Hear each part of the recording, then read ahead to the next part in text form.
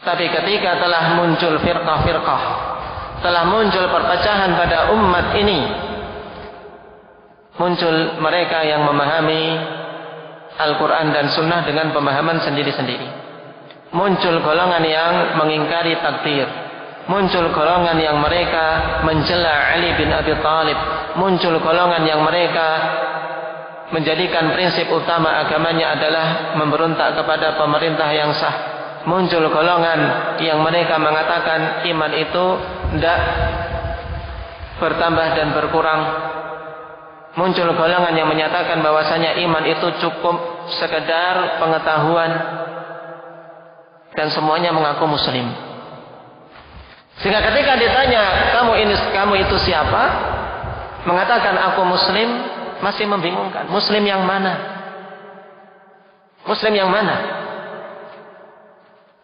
Oleh karena itulah butuh pembeda untuk menyatakan bahwasanya dini seseorang itu adalah seorang muslim yang menapaki jejak Rasul sallallahu alaihi wasallam dalam beragama, jejak para sahabat dan para tabi'in dalam beragama, maka butuh pembeda, dan disitulah dibutuhkan istilah salaf. Aku muslim di atas manhaj salaf, atau dengan istilah lain ana salafi. Ini maksudnya. Oleh karena itulah, istilah manhaj salaf bukan suatu istilah yang baru, bukan sesuatu yang diada-adakan, dan bukan suatu firqah tersendiri. Karena hakikat seruan kita kepada manhaj ini berarti kita menyeru manusia untuk kembali kepada agama Islam yang murni, yang terbebas dari pemikiran-pemikiran bid'ah. Itulah yang dimaksud dengan manhaj salaf. Makanya ini jawaban harus dipahami dengan baik.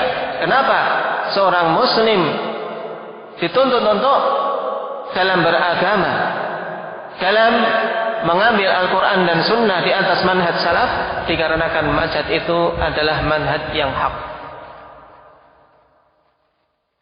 Ini jawaban secara globalnya. Sekarang kita masuk pada jawaban secara terperinci. Karena mana yang menunjukkan itu adalah manhaj yang hak? Seorang mungkin masih bertanya-tanya, masih belum menerima.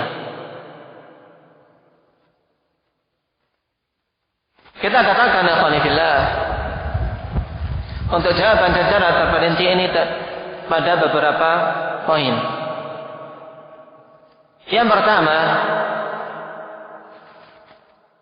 kita memilih manhaj yang hak ini dikarenakan manhaj itu adalah manhaj yang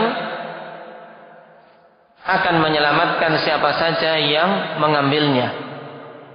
Itulah jalan keselamatan. Tentunya kita semua menginginkan selamat. Siapa dari kita yang rela dirinya mendapatkan kecelakaan, rela dirinya untuk binasa, rela dirinya untuk diadab di neraka kelak? Tidak ada. Karena itulah siapa saja yang menginginkan untuk selamat, maka ini jalannya, yaitu dengan dia menempuh jalan salafun as-salih ridwanullah alaihim. Dalil yang menunjukkan tentang hal ini adalah hadis yang masyhur yang dikenal dengan hadis iftiraqil ummah.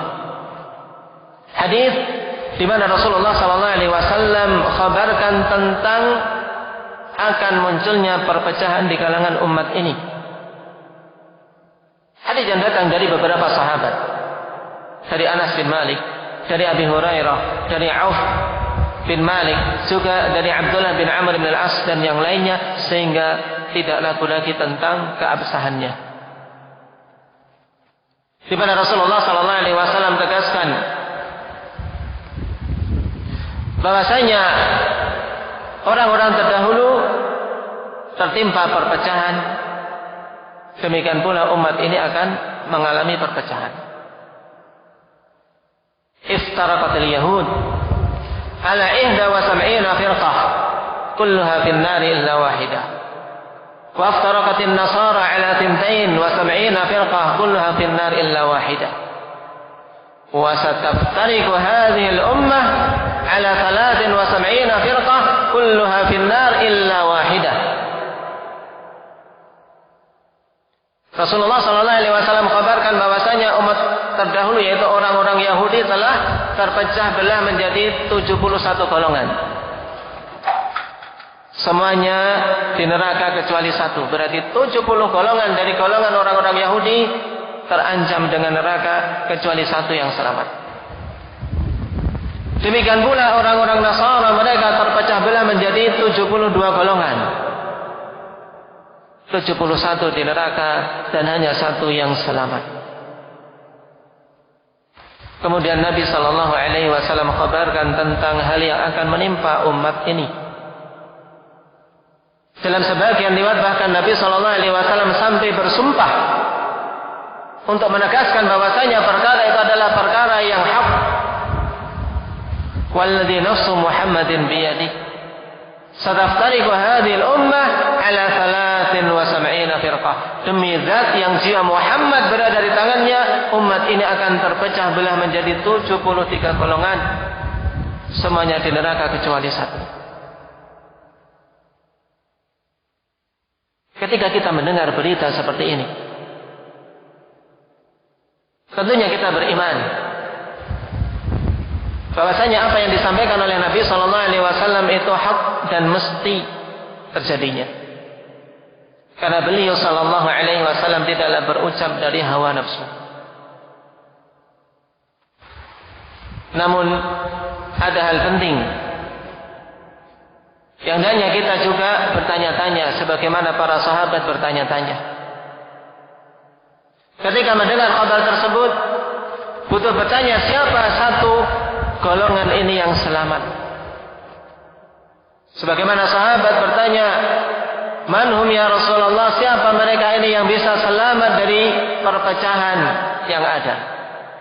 Dari sekian golongan, 73 golongan, kemudian satu golongan saja yang bisa selamat. Siapa ini golongan yang selamat? Di sini juga pelajaran penting akhwanifillah untuk seorang memilih sesuatu yang butuh dia tanyakan. Karena terkadang seseorang bertanya tapi tidak bisa memilih pertanyaan yang bermanfaat baginya.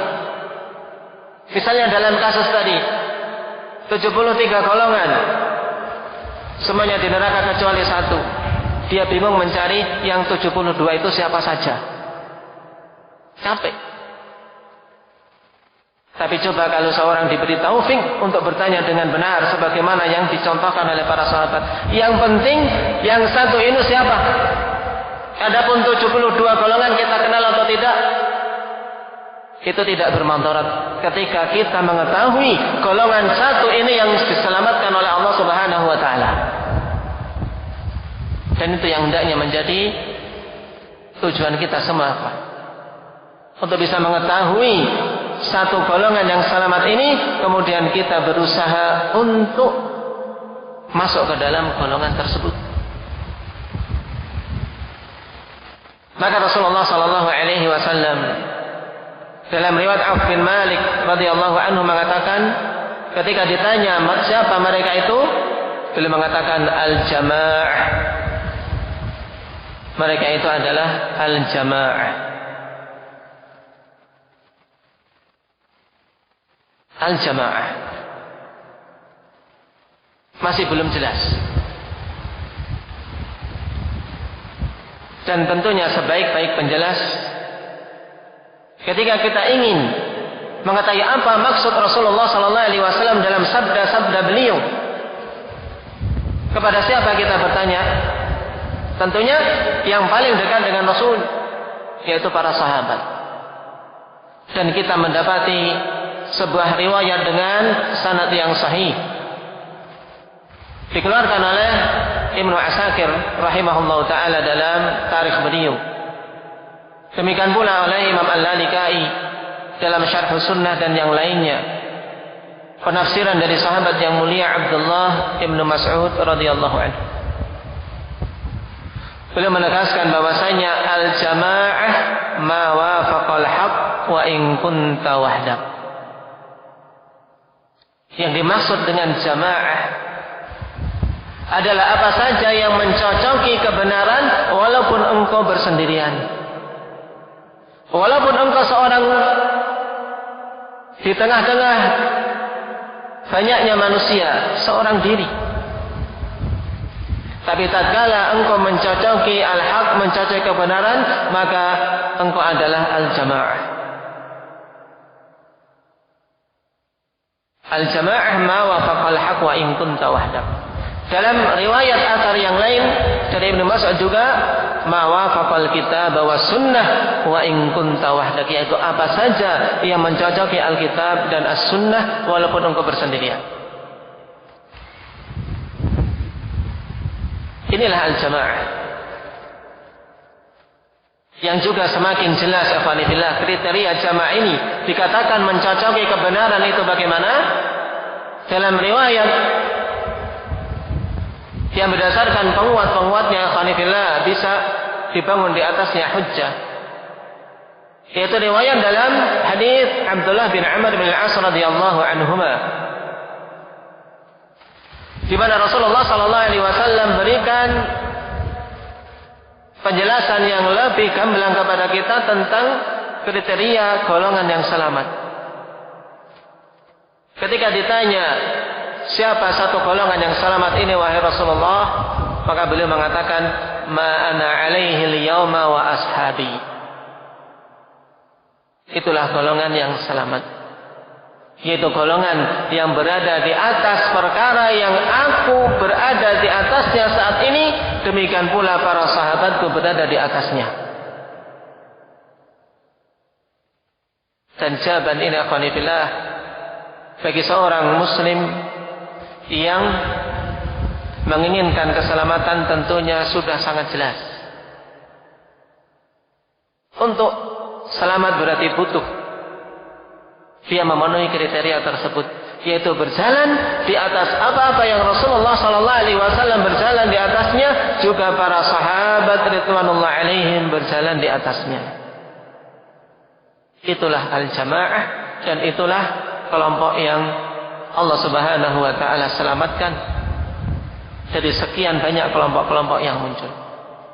Dan hakikat kelompok ini sebagaimana dijelaskan tadi, itulah mereka-mereka yang tetap mempertahankan kemurnian Islam sebagaimana Rasulullah sallallahu alaihi wasallam telah sampaikan kepada para sahabat dan diteruskan oleh para sahabat kepada para tabi'in dan atba'ut tabi'in. Ini yang pertama. Dan ditegaskan oleh Imam Abu Syamah rahimahullahu taala ikhwanillah dalam kalimat beliau yang butuh untuk kita pahami dengan baik. Dalam kitab Al-Ba'its ala Inkaril Bid'ah wal Hawadits, beliau tegaskan tentang hakikat perintah untuk kita menetapi al-jamaah itu maksudnya apa.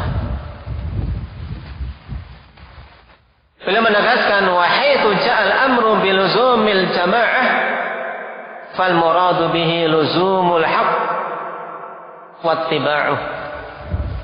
Yaitu kapan saja datang perintah untuk menetapi al-jamaah, baik perintah dalam Al-Quran maupun dalam As-Sunnah, kita diperintahkan untuk menetapi al-jamaah, maka yang dimaksud adalah perintah untuk kita menetapi al-haq dan mengikutinya. Bukan mengikuti orang yang banyak, bukan mengikuti golongan yang mayoritas, bukan. Tapi yang diperintahkan adalah untuk mengikuti al-haq. Wa in kana al-mutamassiku bihi qalilan wal mukhalifu katsira. Walaupun yang berpegang teguh dengan kebenaran itu sedikit dan yang menyelisihinya banyak, tetap yang menjadi patokan adalah mana yang hak, itulah yang wajib kita tetapi, dan itulah al-jamaah. Kenapa ikhwani fillah kata beliau rahimahullahu taala?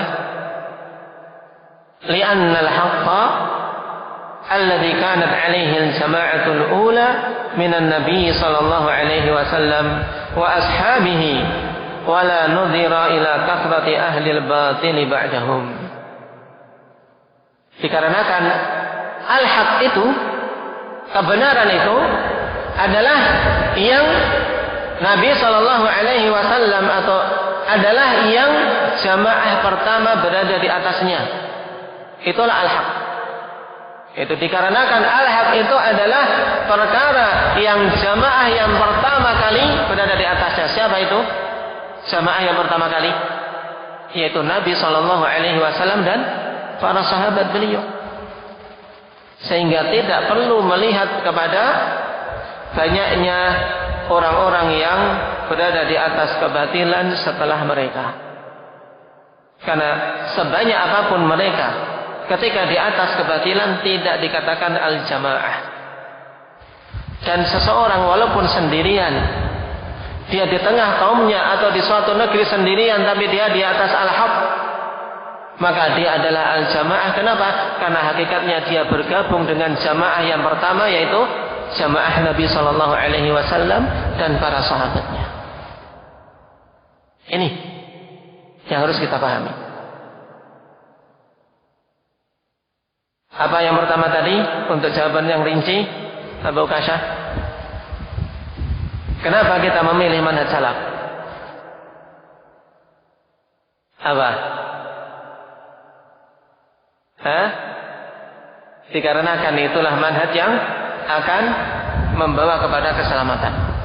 Atau dengan kata lain, karena itu adalah jalan keselamatan. Itu yang pertama. Dan keselamatan ini, alhamdulillah, keselamatan yang mutlak. Keselamatan di dunia dari kesesatan, dan keselamatan di akhirat dari siksa Allah Subhanahu wa taala. Telah diriwayatkan dengan sanad yang sahih dari Abdullah bin Abbas radhiyallahu anhuma, bahwasanya beliau mengatakan, tadammana Allah liman qara'a al-Qur'ana wattaba'a ma fi alla yadhilla fid dunya wa la yashqa fil akhirah. Allah Subhanahu wa taala telah menjamin, yang menjamin Allah. Maka siapa yang dijamin oleh Allah Subhanahu wa taala tidak akan mungkin dia luput dari jaminan tersebut. Tidak akan mungkin merugi. Ibnu Abbas mengatakan, tadammana Allah liman qara'a al-Qur'an wa 'amila bima fi. Allah menjamin bagi orang-orang yang mau membaca Al-Qur'an dan beramal dengan apa-apa yang ada di dalamnya, alla yadhilla fid dunya wa la yashqa fil akhirah, untuk dia tidak tersesat di dunia dan tidak sengsara di akhiratnya. Ini jaminan dari Allah bagi orang-orang yang mereka mau kembali kepada Al-Quran dengan pemahaman yang benar. Sebagaimana dalam riwayat Ibn Abi Syaibah rahimahullah ta'ala dengan sanad yang hasan. Kemudian Abdullah bin Abbas radhiyallahu anhu membacakan ayat di surat Taha, "Faman ittaba'a hudaya fala yadhillu wa la yashqa." Siapa saja yang mau mengikuti petunjukku, yaitu mau mengikuti Al-Quran, mengikuti sunnah Rasul sallallahu alaihi wasallam, maka dia tidak akan tersesat di dunia dan tidak akan sengsara di akhiratnya. Siapa ini? Ya mereka yang beragama di atas pemahaman yang hak, memahami Al-Quran dan Sunnah dengan pemahaman yang benar, yaitu pemahaman yang Rasulullah SAW ajarkan kepada para sahabat, kemudian diambil oleh para tabi'in dan para tabi'in. Dan itulah para salaf kita. Itulah para salaf kita. Oleh karena itulah siapa saja menginginkan keselamatan, maka berarti dia harus mengikuti manhaj salaf dalam beragama ini, dalam memahami Al-Quran, demikian pula dalam memahami sunnah. Bukan dengan pemahaman masing-masing, bukan dengan pemahaman-pemahaman yang dimunculkan oleh pemimpin-pemimpin partai atau pemimpin-pemimpin kelompok atau pemimpin-pemimpin hizb.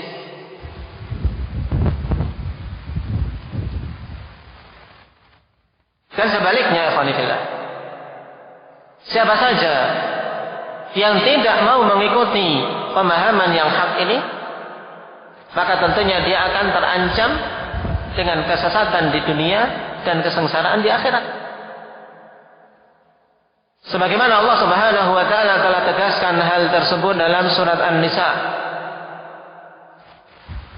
Wa may yushaqiqir rasul min ba'di ma tabayyana lahul huda wa yattabi' ghayra sabilil mu'minin nuwallihi ma tawalla wa nuslihi jahannam wa sa'at masira. Siapa saja yang menyelisihi Rasul setelah jelas baginya petunjuk, datang petunjuk, dia paham, tapi dia nekat menyelisih. Wa yattabi' ghaira sabilil mu'minin, dan dia mengikuti jalan selain jalannya kaum mukminin. Berarti ada dua unsur yang Allah Subhanahu wa taala sebutkan dalam ayat ini, ikhwanillah. Yaitu siapa saja yang menyelisih Rasul setelah jelas padanya petunjuk. Yang kedua, siapa saja yang menyelisihi jalannya kaum mukminin. Dan yang dimaksud dengan kaum mukminin di sini yang ada saat itu adalah para sahabat radhiyallahu alaihim. Maka apa ancaman yang Allah Subhanahu wa taala berikan? Nuwallihi ma tawalla wa nuslihi jahannam wa sa'at masira. Akan kami biarkan kemana dia berpaling, dalam artian tidak akan Allah berikan taufik untuk dia kembali kepada kebenaran. Ini di dunia Allah Subhanahu wa taala biarkan tersesat. Wa nuslihi jahannam, dan di akhirat akan kami masukkan dia ke dalam neraka jahannam. Wa sa'at masira, dan itu adalah sejelek-jelek tempat kembali. Imam Al-Albani rahimahullah taala menegaskan ikhwanillah bahwasanya ayat ini merupakan ayat yang sangat gamblang yang menunjukkan tentang wajibnya kaum muslimin untuk mengembalikan pemahaman kepada pemahaman salaf. Kenapa? Karena ada dua hal yang Allah Subhanahu wa taala sebutkan di sini. Yang kedua-duanya, siapa saja tidak mengambilnya, dia terancam dengan kesesatan di dunia dan kesengsaraan di akhiratnya. Yang pertama, dia harus mengikuti Rasul sallallahu alaihi wasallam. Yang kedua, dia mengikuti jalannya kaum mukminin, mengikuti jalannya para sahabat dalam beragama. Kapan saja luput salah satu dari keduanya, maka dia terancam dengan apa yang Allah Subhanahu wa taala katakan setelahnya, nuwallihi ma tawalla wa nuslihi jahannam. Akan dibiarkan tersesat dan di akhirat akan dimasukkan ke dalam neraka jahannam, wal iyadu billah. Maka ikhwanillah, kalaulah tidak ada yang menunjukkan tentang wajibnya mengikuti manhaj salaf kecuali satu ayat ini saja, maka itu sebenarnya sudah cukup bagi orang-orang yang menginginkan keselamatan. Apalagi masih banyak sekian hujjah yang akan semakin mendorong seorang untuk betul-betul berusaha memahami agama ini dengan pemahaman salafun salih ridwanullah alaihim. Poin yang kedua, sebagai jawaban mengapa kita memilih manhaj salaf, dikarenakan manhaj itulah yang diwasiatkan oleh Allah Subhanahu wa taala untuk kita ikuti. Demikian pula diwasiatkan oleh Rasulullah sallallahu alaihi wasallam dan diwasiatkan oleh para sahabat serta para a'immah yang datang setelahnya. Adapun wasiat Allah,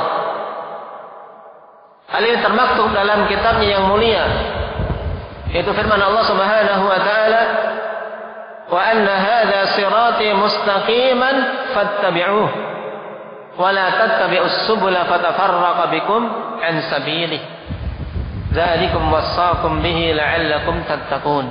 Pada surat Al-An'am Allah Subhanahu wa taala berfirman, wa anna hadza sirati mustaqima, dan inilah jalanku yang mustaqim, jalanku yang lurus. fattabi'uh, maka ikutilah.